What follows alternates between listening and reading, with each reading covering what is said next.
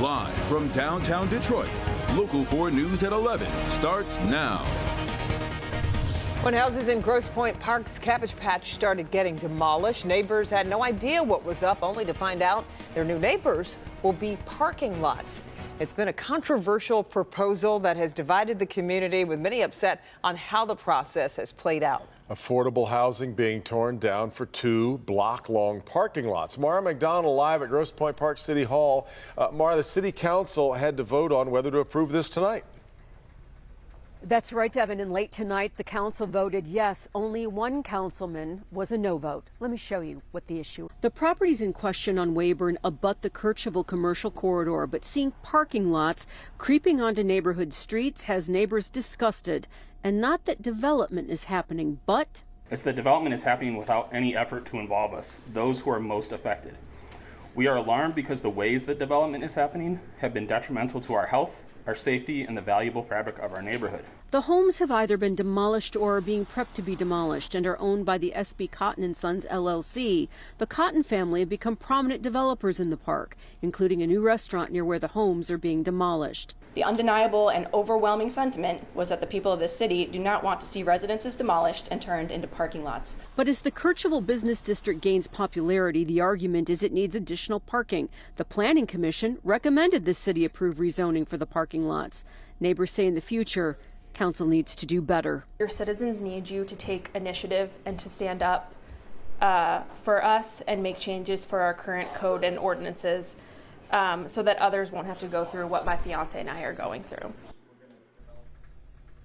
Back here live, after listening to people in the audience as well as the council members, it seems like there's a general agreement that the city of Grosse Pointe Park does need to work on its ordinances and how things work here, because the biggest issue, aside from the parking lot issue, is how this was done and how the process played out. Imagine, if you will, a demolition crew showing up next door to your home and taking the house down, and you have no idea what's going on.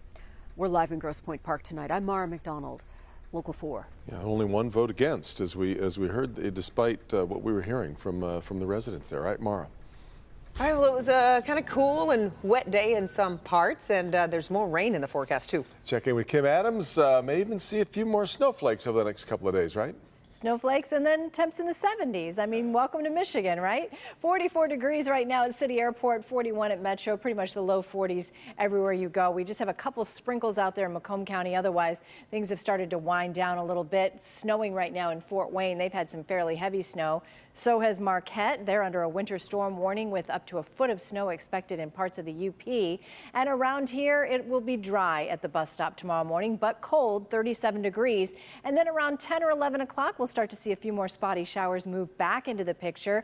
And we might see a couple of wet snowflakes once again. A few cities saw them earlier this afternoon.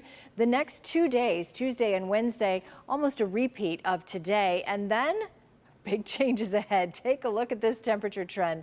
It's like a ride at Cedar Point. It goes all the way up to 72 degrees by Monday of next week. And the 2-week outlook from the Climate Prediction Center shows us in the 70s for quite some time. So a wild ride here. We're going to break it all down for you coming up in the forecast.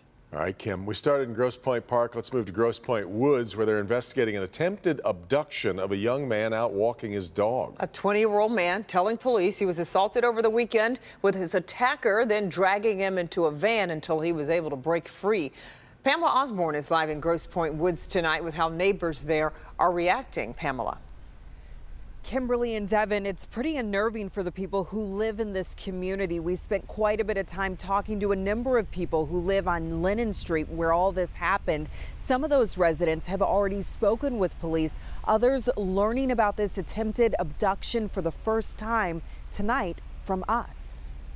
It's pretty alarming. This is a pretty safe neighborhood. Grosse Pointe Woods police going door to door asking residents if they heard anything or if their Ring doorbell cameras captured anything. Oh, I think it's unusual because they were parked on the street. Tim Winston doesn't recall anything out of the ordinary Saturday night, but the officer who visited him Monday filled him in. Police shared the details with us, too. They say a 20-year-old man walking his dog around 11:30 Saturday night was physically assaulted by a man in his early 40s.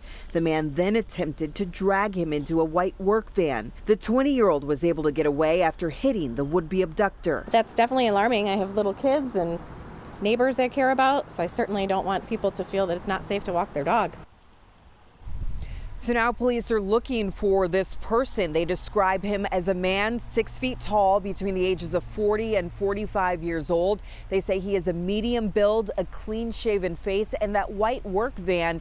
Again, the windows were whited out on the sides of it. So if anybody has any information or notices anything suspicious, either about that person or that particular vehicle that police are looking for, they certainly would like to hear from you. Reporting live in Grosse Pointe Woods tonight, I'm Pamela Osborne, Local 4. All right, Pam. State police releasing new information tonight about a teenage girl found shot to death along I-94 in St. Clair Shores. 17-year-old from Detroit was found dead with a gunshot wound last Friday in the eastbound lanes of the freeway right between 8 and 9 Mile. State police revealing tonight they believe she was killed around 3:45 in the morning, though there are currently no suspects. MSP is asking anyone with information, anyone who may have seen something, to call Crime Stoppers at 1-800-SPEAK-UP. A Detroit man is formally charged in a string of assaults on the Wayne State campus.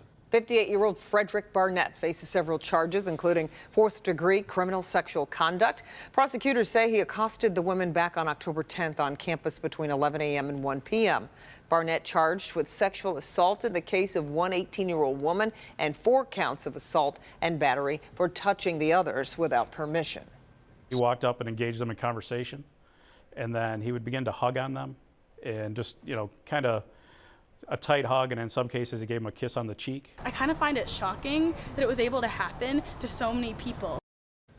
Barnett is now under house arrest but wearing a GPS tether after posting bond.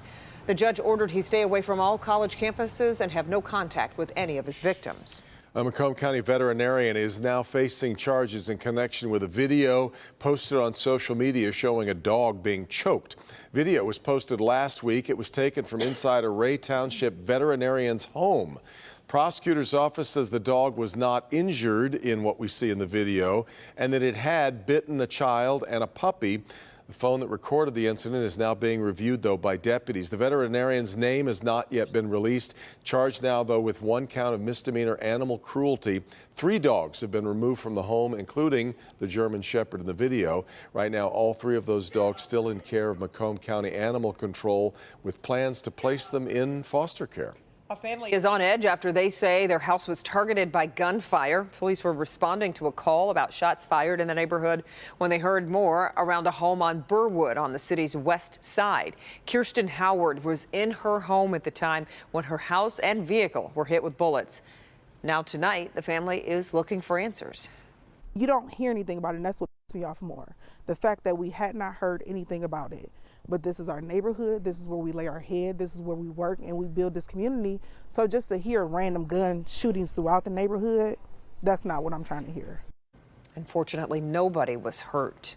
City of East Point issuing a warning over elevated lead levels in the water of some homes. City says it tested water samples from areas with lead service lines, and 5 of 30 test sites exceeded the action levels. So it's now giving homeowners with elevated lead levels a water filter to use. In fact, the city is hosting a drive-through filter distribution event. That's going to be Wednesday from 3 to 7 p.m., and that will be at the Department of Public Works.